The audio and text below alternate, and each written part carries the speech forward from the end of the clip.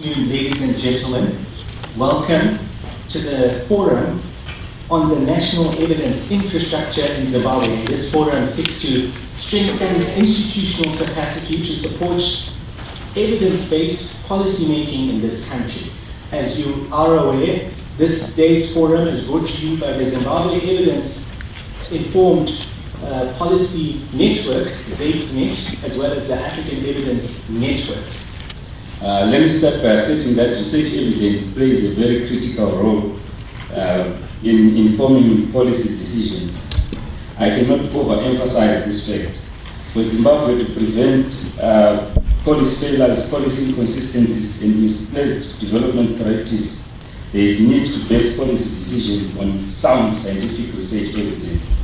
However, as ZeipNET, we also acknowledge the fact that in theory, policy-making process appears, very simple and also linear. But in reality, the process is actually very complex and multifactorial. So the network was established in December 2012 with an objective to link people and activities across various initiatives, organizations, and fields, working to produce and use better evidence. The Africa Evidence Network is a community of people who work in Africa interested in research, evidence, its production and use in decision making.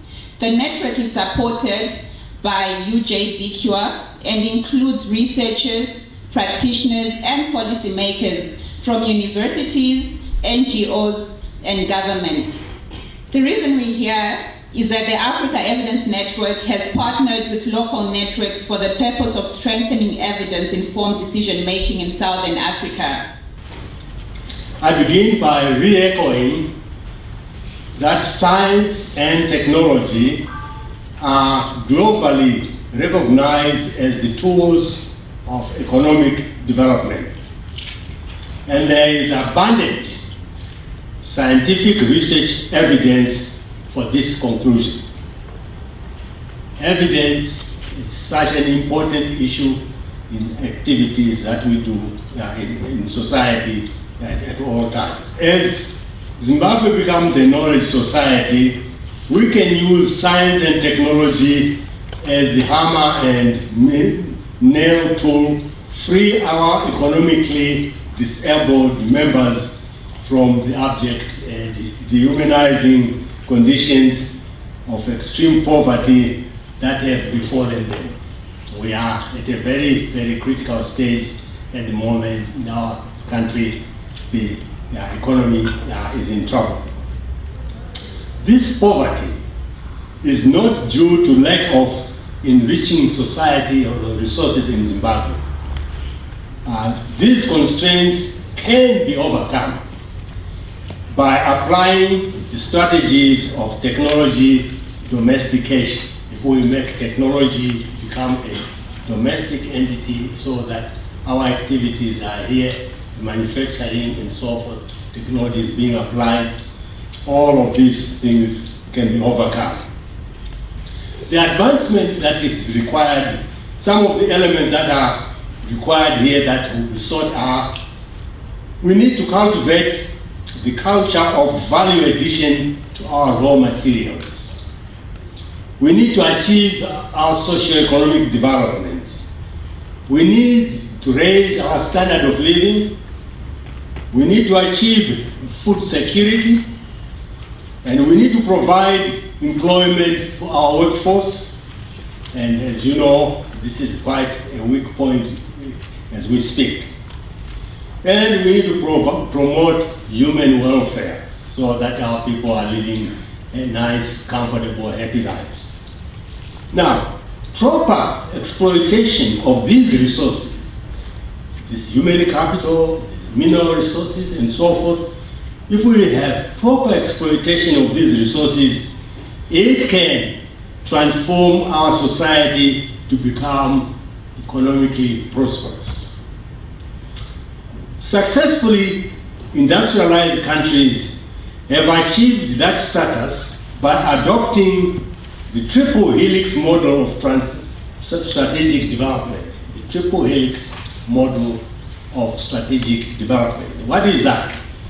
The model involves the incorporation of government, academia, and industry into an operational partnership. There is evidence that with each component of the partnership playing a specific role, playing it well, a country has been able to attain the prosperity of a developed state. Government role. It is to provide a dynamic, enabling policy environment, to make developmental resources available, to frequently keep revising and determining the appropriateness of any priority system that has been set up. And the role of academia. These are education systems. This is one, knowledge generation, and two, science, technology, and innovation leading to skills development for industrialization. And third, the role of industry to acquire enhanced productivity and job and wealth creation by industrial enterprises. Those are the major roles that these three partners play. I wish to highlight the overwhelming effectiveness of evidence-based decision making. I would like to highly applaud the effort that ZeipNET is making in working to promote the development of the awareness of our people regarding the importance of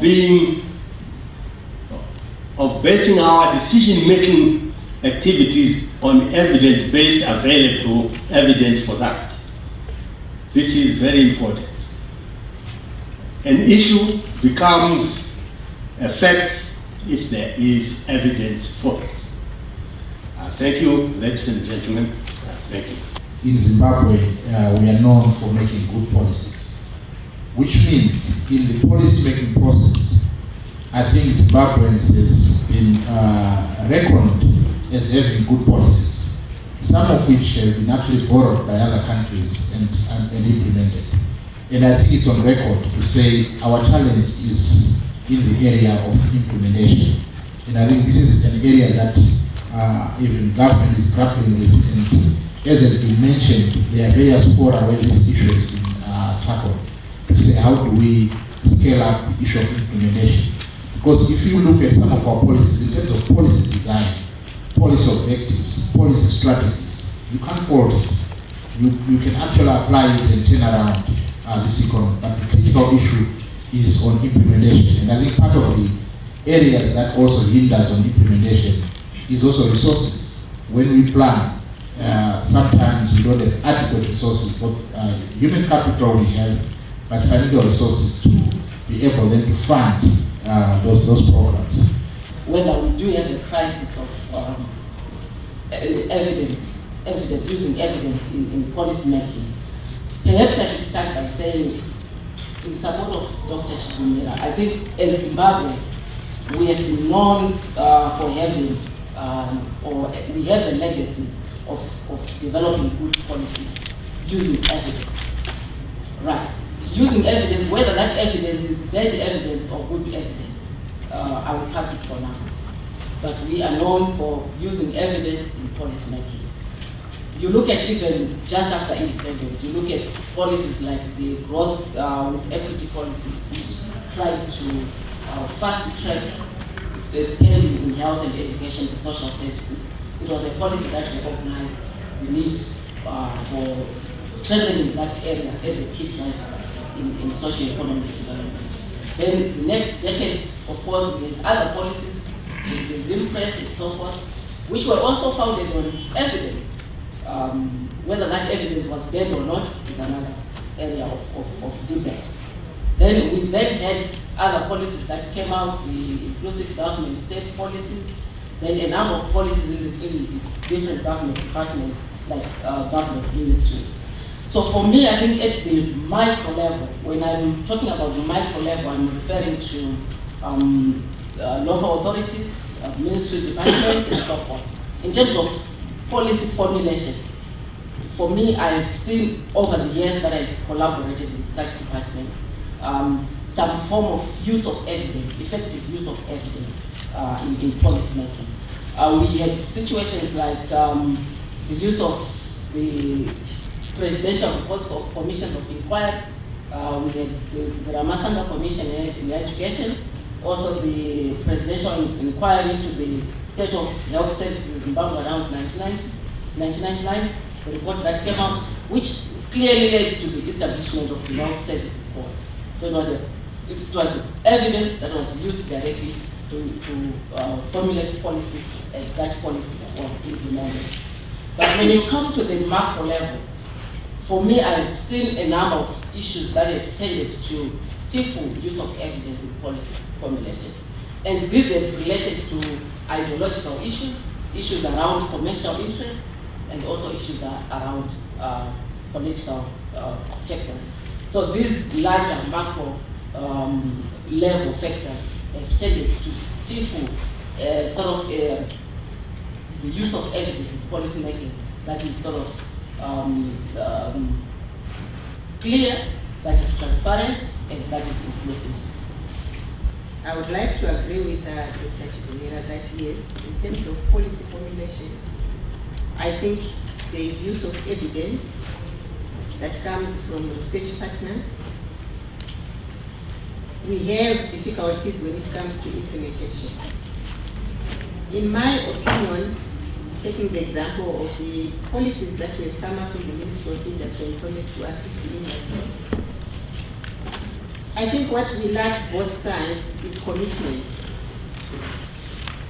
Is there commitment from all of us to suffer first and then have a proper environment created out of the policies that we have come up with? Because we do come up with these drafts together with these partners. They are our stakeholders. And we also use institutions like ZEPARU to give us what is happening on the ground. The Research Council of Zimbabwe is also tapped into. But what I find difficult is in terms of commitment on both sides. We want to come out of this dilemma that we are in. The policy is there, but do we have the commitment to see it through? I think that's one difficulty that we all have. Then there's the issue of resources when it comes now to implementing these programs. Some of these programs require huge resources, which as the ministry, we don't have adequate budgets because of the challenges that we have. My colleague has talked of some of these policies also driven by other people that are not us and who can dictate at what pace we should go. When you are very sick, it's very difficult to take the medicine because it's too bitter sometimes. But there are certain times when you can take a little bit so that we can see the policies being implemented bit by bit. Then there's also the issue of the time frame of some of the policies that we have. That maybe there is a quick change before we see the results and the proper evaluation done. And this is where we need the assistance of some of the research institutions. Because I think when we are coming up with developmental policies, it's not for the public sector, but it's for everybody in Zimbabwe. So I think what partners like what Professor Chetsanga was talking about, we need to keep working together. And in terms of a system or a process that is in existence where we are seeing the sharing of evidence, like I said in the beginning, I think we have now taken that up. And in terms of the ZIM-asset, the ease of doing business, the issue of the competitiveness of the Zimbabwean economy, we are using and getting evidence from the research institutions which we are working with very closely. And I think the three parties are working very well. There are a lot of things that have been mentioned, and I wouldn't want to spoil the plot.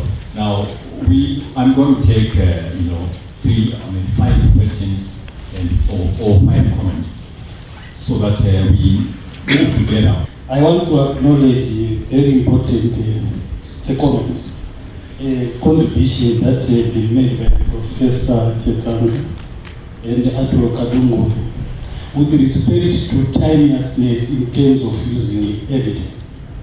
That is one thing that our research has indicated is missing in our situation.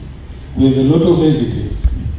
An example has been given by Kadungure of the presidential review into the health sector of 1999. It is very useful policy directives that can lead to dealing with certain problems that have perennially affected our health system. And even our research has also established that the challenge in our health sector is not a challenge that we don't know of. It's a challenge that we know of, but which we are not willing to deal with promptly. So it's very important also, when you have evidence, it is important to use it in good time so that it delivers the results that you want. Thank you. Is directed to Madam Mrs. Shane. What are you doing to promote the link between your ministry, industry, and universities? Because I'm sure it is this kind of link that will go a long way in ensuring that universities and they conduct the research that contributes to providing solutions in industry. I will give an example where maybe during the colonial era, the chemistry lab at the University of Zimbabwe contributed a lot by producing some kind of substance that was used by soldiers in the south. But where is this link between universities and industry? Thank you. I like Prof's concept on the triple highlights model, but I think this will work effectively if it is well coordinated in a more formal way with priority areas identified, resources allocated. I suppose, unlike the current situation, like in our country, where maybe it's in an ad hoc situation whereby this university just approach this government department. So I think there's need for coordination, maybe at cabinet level or at some certain position. We are working with the UZ in terms of capacity building. We are being funded by the AEDB, and the people who have been training, equipping some skills to the officers in the ministry have been people who are at the UZ. So in terms of capacity building, consultancy work, we are working with our universities. And then in terms of the research, I think it's an area where we have started now to get in touch and to work together in terms of the number of researches which they have done. Do you feel that there is enough evidence literacy in policy making? We are particularly looking at our parliamentarians. In other words, evidence literacy. Do they understand the importance of evidence in submitting policy proposals? Or it's easy to make a policy pronouncement from a rally, and then you can scam around as civil servants to justify that policy. I think I would want to throw it to the floor. If I ever come across it, where if you want to be a member of parliament, there is this criteria that you have to have, these qualifications in terms of the issues that we'll be dealing with in parliament. The point I'm trying to drive at is members of parliament or policymakers, they deal with multiple issues on which they are not expected to be experts. but it is the business of the experts to be able to provide that evidence. Because when you look at policy making, they are looking at various interest groups which they need to balance. There are players who are coming from the civil society, there are players who are coming from business, there are farmers, and all of these are coming with what they might call in their sector as evidence. And they then need how to balance this and synchronize all these interests and then come up with a policy that meets the various demands. So as an issue arises, climate change for instance, it is the business of the players who are in that sector to then be able to package the evidence and be able to engage with policymakers and say these are issues. And I think the policymakers, I remember one policymaker saying, I don't pretend to be an expert, but the last thing I don't want you is to misinform me. You come to me and you say you have evidence, and I take your point. But 2 weeks down the line, somebody then comes to me with counter evidence, and I appear a fool. So it is the business of the people who are generating knowledge, or people who are lobbying for a certain position to be able to collect that evidence and provide that evidence to the policymaker, and they can then make a decision. This will safeguard against policy reversals when the evidence that then appears that what we thought while we had evidence, actually there is other counter evidence to that effect. I think we all recognize that policy making is in itself a political process, like what Dr. Chigumira has been saying. So in that process, I think the role of us as researchers and people who are trying to influence that policy making process is for us to recognize our points of entry into the system, our points of entry into the cycle. And our learning from our institution is guided by the values of equity and social justice. And we have realized that in as much as we have parliamentarians, we have people who are appointed by ministers, people who are voted in through political processes, but if you have evidence that is based on values of equity, in our instance, in relation to the area of health, values of social justice, you have a situation where even the ministry will accept that this evidence is credible, this evidence is worth taking, but perhaps because of the conditions prevailing at that time, they might not want to implement it. They might not want to turn the evidence into policy, maybe for reasons like turning that evidence to policy would result in additional obligations on the state. So that evidence will be parked for some time. The issue of knowledge sharing is also a very critical element, and you have just mentioned the issue of building synergies. But the other players who you talked about earlier on, civil society, in most cases, civil society, they are looking at advocacy. But I think we need to have evidence-based advocacy. You know, when you go out, you know, people always say, there's too much talk shop in Zimbabwe.